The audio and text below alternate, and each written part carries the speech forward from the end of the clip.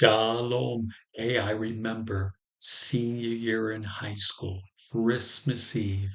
It finally came. I've been waiting for this moment for a whole year. The previous year, I'd gone to church drunk and I felt this joy. And I said, well, I've been drunk before. I don't think it's the beer. The only other possibility is it could be Jesus. So I need to come back to church sober to find out. Well, after a whole year, 12 months of waiting, the day had finally come. I stayed clear of my friends. I loved my friends, but I needed to be sober. And so I stayed away from the friends. Then I went to church sober. And as expected, I felt this same joy that I had the previous year. I said, all right, this joy is definitely has to do with Jesus, is being in his presence. I've got to find a church where nobody knows my family so I could start sneaking out to church. Well, I found a church a few miles down the road that not only did no one know my family there, but they had a church service on Saturday night. Perfect. And so I started sneaking out to church on Saturday nights. Well, after attending a few weeks, a friend of mine at school, Lisa, she is the one with whom the yellow arrow is pointed to, came to me and said, Ron, I've noticed you in my church the last few weeks, and I wanted to let you know that my family and I, they have a Bible study on Sunday nights specifically for teenagers, so invited me. Well, I was so intrigued and enjoying church, I thought I would do this. And I said, well, listen, I've got plans already for this coming Sunday that I cannot get out of, but I'll be there next week. And so the following Sunday, I went to Lisa's house for Bible study. I got there. She introduced me to her family that you see here on the screen. They let me know that they would not be having a typical Bible study that night because they had discovered and that there was this movie Peter and Paul on TV, so they were watching that instead. And I watched it and I loved it. As you see on the screen there of the TV, two things got my attention. First thing, Jesus said he's the Jewish Messiah and not a Catholic God. Well, Lisa's mom, a Catholic, said that's right. Jesus is not the Catholic God. He is the Jewish Messiah. And I said, two, Peter, Paul, and all the other disciples, well, most of them, all of them, they were in the first century, they're Jewish and they can't believe Jesus is the Jewish Messiah and they continue to worship God as a Jew. They didn't convert, change religions, create a new religion, Christianity. They continue to go to the synagogue, celebrate the same feasts. And Mrs. Render said, that's right. Why would a Jew stop being Jewish to follow a Jewish Messiah? I said, well, I don't know what you believe, but that's logical. It makes sense. Well, Mrs. Render then said, if you like the movie so much, you will enjoy reading the book of Acts in the Bible because the movie comes from the book of Acts. It's based on that.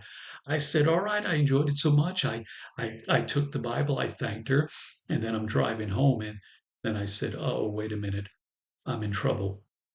I got to figure this out. My mom does laundry twice a week. And after she does the laundry, she folds all the clothes and puts away the clean clothes in my room. And well, my mother is putting away my clothes. If she is thinking, if she's smart, she's looking for drugs while putting away the clothes. Well, tonight instead, I'm bringing a Bible home, and instead of finding rugs when she puts away my laundry, she might find the Bible. And hey, I am more scared of my mom finding a Bible than finding drugs in my bedroom. If they found drugs, my mother did, my parents would ground me, forbid me to go out with my friends for a long, long time. But if they found a Bible, they just might disown me and have a funeral for me, being Jewish. And so I said, well, I'm going to need to hide this Bible. I don't remember where I hid it, whether it was under the bed or somewhere else, but I hid the Bible in my room. And then what happened is the next night after dinner, closed the door to my room.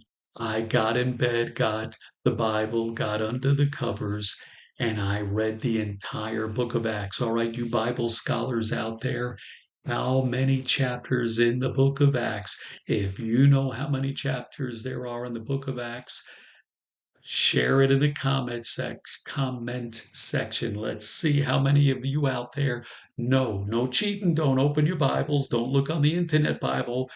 If you know, put it down. I'd love to find out how many of you are aware of that. And so I read the entire book of Acts, all the chapters in this book, because I was so excited about it.